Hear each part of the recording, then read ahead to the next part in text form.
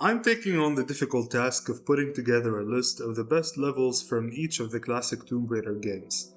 That is Tomb Raider 1, 2, 3, The Last Revelation, and Chronicles. I won't be including Angel of Darkness because I personally don't think of it as one of the classics per se. Maybe because of the graphical difference or the sharp change in tone and aesthetic from the previous games, or maybe simply because I don't enjoy it and therefore it did not make this list. I will be choosing one level per game and then at the end of the video rank them from best to least best.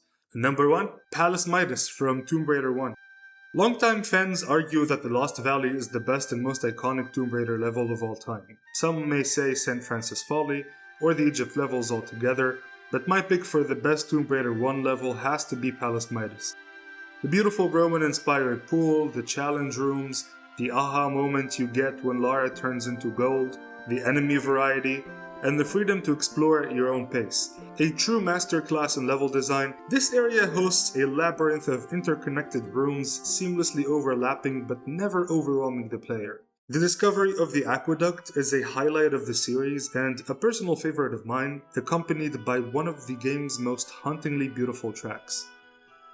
It creates a moment that is both chilling as you realize you've circled back to that large empty room that confused you earlier, and awe-inspiring, a testament to how ambitious and creative the team at Core Design was. There is something so special about how this level unfolds and overlaps without tedious backtracking or confusing design, easily making it my favorite Tomb Raider 1 level. Number 2, Temple of Xion from Tomb Raider 2. This one is a challenge to the most skilled of Tomb Raider veterans. Temple of Xion is an easy standout from Tomb Raider 2.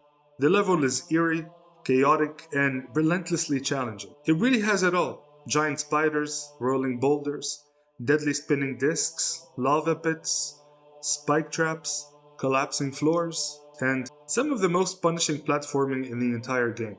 The atmosphere is top-notch. The haunting ambient soundtrack, eerie wind effects, and oppressive architecture give the temple an almost supernatural quality, which makes it one of the most effective examples of horror-adjacent design in the franchise. For many fans, Temple of Xion represents classic Tomb Raider at its purest. But to me personally, that spot is for our next entry on the list.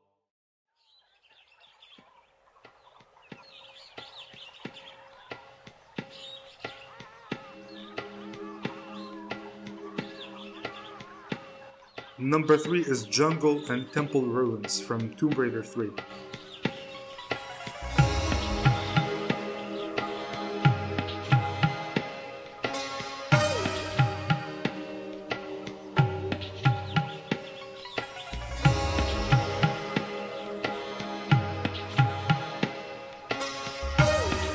This one was a really close call.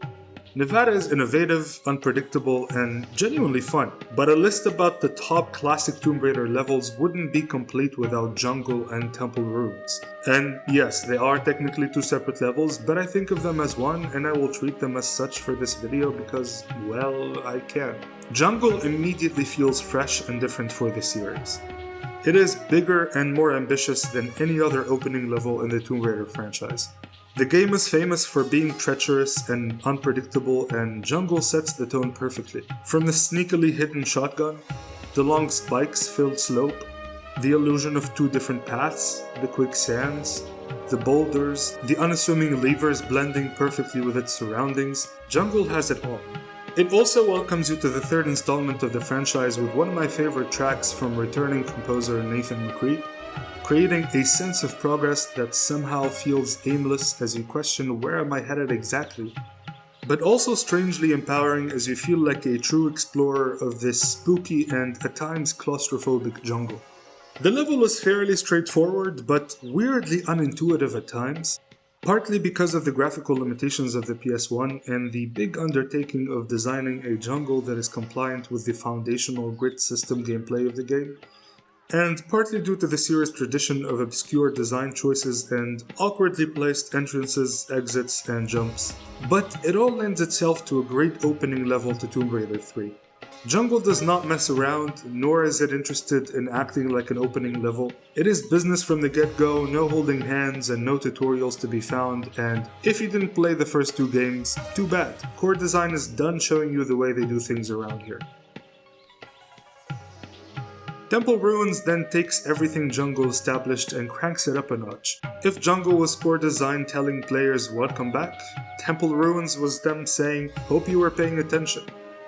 The level is an absolute masterclass in atmosphere, introducing the mysterious ruins so seamlessly without any dramatic change to the visuals and aesthetic of Jungle, and that's why they work together. They are technically separate stages, but they feel like one adventure.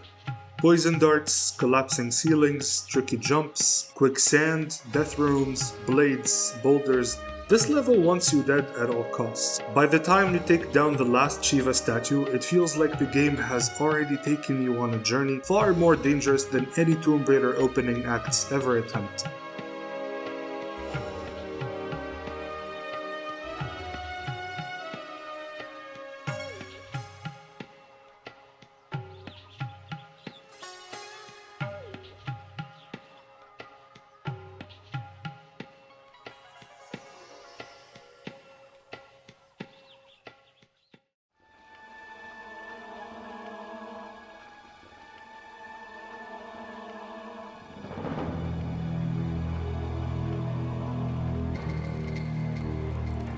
As for The Last Revelation, to me personally, The Last Revelation is the quintessential Tomb Raider experience. So picking the best level isn't really an easy task, but I decided to go with Cairo. No, I'm just joking. Seriously though, I'm choosing Desert Railroad. The premise is clean. Lara has stowed away in Von Crow's supply train, and his mercenaries want her off the hard way, leaping on from roofs and chasing jeeps as she fights her way from carriage to carriage. No backtracking, no missed keys, just forward.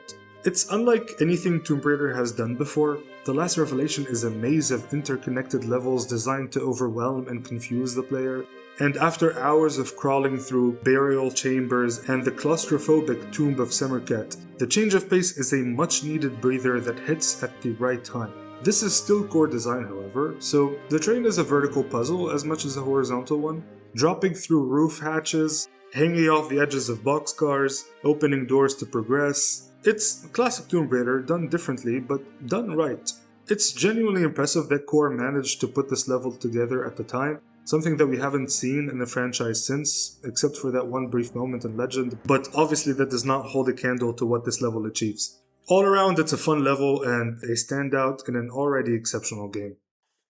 And number 5, we have Tomb Raider Chronicles, and look, Chronicles is the odd one out, doesn't really have much to offer, but Rome is a fun time.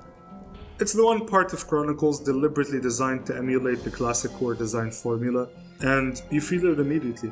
Streets of Rome is a proper interconnected hub, featuring locked doors, hidden switches, balconies you can see but can't reach yet, a city that loops back on itself and slowly opens up as you solve it. It's the closest the game gets to the layered exploratory level design of the older titles, and that's exactly why it's the standout. There's a real sense of place here, and the quiet atmosphere with the church bells in the background create a perfect calm yet unnerving atmosphere. There isn't really much to be said about Trojan Market, but the star of the show is the scene from the Colosseum section. Now, Miss Croft, you gave me your word. Come now, Lara. Lara, you promised! Boo!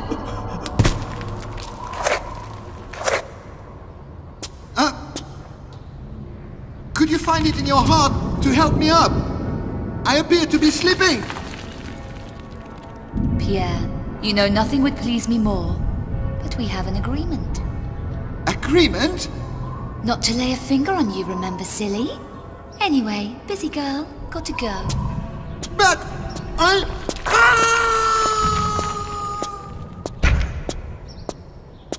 Don't let me hold you up. Absolutely brilliant performance from Jonelle Elliott.